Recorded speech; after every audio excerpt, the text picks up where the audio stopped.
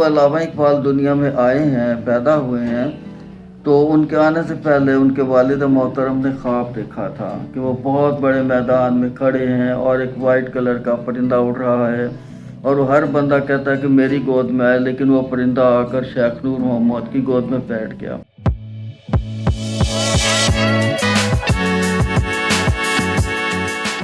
السلام علیکم جی، میں شجاع الدین مغل اس وقت سیالکوٹ میں موجود ہوں۔ یہ جی ڈاکٹر علامہ محمد اقبال کی یہ رہائش گاہ ہے جو ہمارے شہر مشرق تھے۔ بیرونی حصہ میں آپ کو دکھا رہا ہوں، یہ دیکھنے کتنا خوبصورت پیارا بنا ہوا ہے، یہ کتنی دیر کا ہے۔ یہ وہ کمرہ ہے جہاں پر علامہ اقبال بیٹھ کر اسٹڈی کرتے ہوتے تھے، اپنی زندگی کا حصہ انہوں نے گزارا ادھر۔ ان کے والدین بھی ادھر ہی رہتے تھے، یہاں تک کہ اتنا خوبصورت یہ گھر ہے، یہ تقریباً 3 فٹ کی موٹی دیواریں ہیں، اور یہ پنکھا ان کے کمرے میں ساتھ لگا ہوا تھا جہاں ان کی پیدائش ہوئی تھی۔ یہ 40 سے 50 کلو وزن ہے۔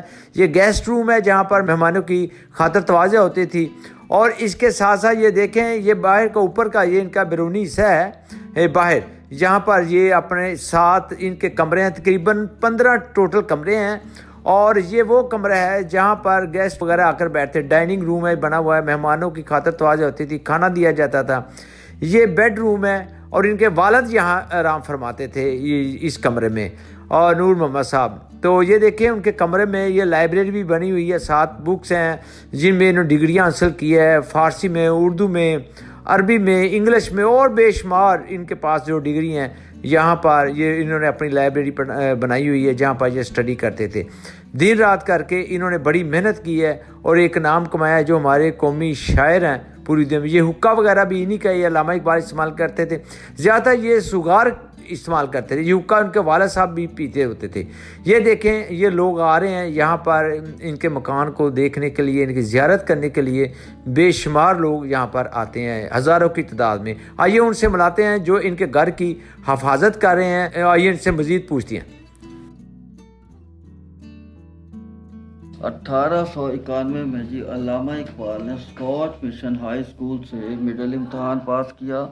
پھر 1893 میں انہوں نے اسی اسکول سے میٹرک کا امتحان پاس کیا، اور پہلی شادی بھی ان کی اسی دور میں جب انہوں نے میٹرک کر لی تھی۔ اس کے بعد انہوں نے اسکاٹ مشن انٹرمیڈیٹ کالج سے ایف اے کا امتحان پاس کرنے کے بعد 1895 کے بعد پھر جو ان کی آگے تعلیم ہے وہ لاہور جانا پڑا، کیونکہ اس وقت سیالکوٹ میں ایجوکیشن جو تھی وہ انٹرمیڈیٹ تک تھی۔ دیکھا جی 1895 میں جب تعلیم انٹر تک تھی سیالکوٹ میں، تو پھر اسکاٹ مشن جو تھا، اسکاٹش مشن تھا، اس کو ڈگری کالج بنانے کے لیے یہاں پہ جگہ چاہیے تھی، کیونکہ یہاں پر ایک پائلٹ ہائی اسکول ہے جس کی بنیاد 1854 میں رکھی گئی تھی، لیکن جو دوسرا اسکول ہے جہاں سے ڈاکٹر صاحب نے انٹر کیا تھا اس کی بنیاد 1857 میں رکھی گئی۔ تو انہوں نے پھر اس کی بنیاد رکھی ہے 1889 میں۔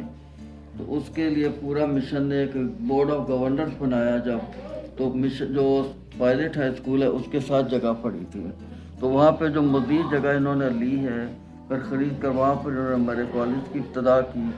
اس میں جو سب سے بڑے ڈونر تھے اس کالج کے لیے، ان کا نام تھا کیپٹن جان مرے۔ اچھا مجھے یہ بتائیے گا، یہ تقریباً جب علامہ اقبال صاحب کی پیدائش بھی اسی عمارت میں ہوئی جو سیالکوٹ میں ہے؟ اچھا، تو کتنے سال رہے ہیں جب ان کی پیدائش ہوئی؟ علامہ اقبال دیکھیں جی، جب علامہ اقبال دنیا میں آئے ہیں، پیدا ہوئے ہیں، تو ان کے آنے سے پہلے ان کے والد محترم نے خواب دیکھا تھا کہ وہ بہت بڑے میدان میں کھڑے ہیں اور ایک وائٹ کلر کا پرندہ اڑ رہا ہے، اور وہ ہر بندہ کہتا ہے کہ میری گود میں آئے، لیکن وہ پرندہ آ کر شیخ نور محمد کی گود میں بیٹھ گیا۔ تو یہ ان کو ایک قسم کی بشارت تھی کہ آپ کو اللہ نے کوئی تحفہ دیا ہے۔ پھر اس کے لیے ڈاکٹر صاحب کی جو تربیت ہے، ان کے والد صاحب نے اپنے جو بڑا بیٹا شیخ عطا محمد اس کی علیحدہ ہے، اور ان کی تربیت علیحدہ ہے۔ ان کی تربیت کے لیے انہوں نے بزرگان دین سے بہت سے اولیاء اللہ سے ملایا، جیسے کڑی شریف میں گئے ڈاکٹر صاحب، تو ان کے والد صاحب نے انٹروڈکشن کروایا کہ یہ میرا بیٹا ہے، تو میاں محمد بخش صاحب نے ان کے ہاتھ سر پہ پھیرا اور کہا کہ نور محمد اس کا خاص خیال رکھنا ہے، یہ بندہ कभी कुछ बनेगा। बिल्कुल। अच्छा ये बताइएगा कि इस वक्त ये बड़ी एक हिस्टोरिकल प्लेस बन चुकी है ये सियालकोट में, जहाँ अल्लामा इकबाल रहमतुल्लाह अलैह रहते रहे। ये हमारे शायर मशरक भी हैं और पूरी दुनिया में इनका नाम अभी भी गूंजा जा रहा है।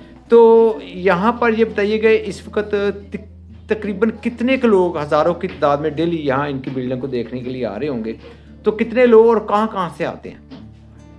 देखें जी, इस बिल्डिंग को आज बने हुए 1978 में हमने ये बिल्डिंग को म्यूज़ियम की शक्ल दी थी, जबकि इसको 1970 में ख़रीदा गया था।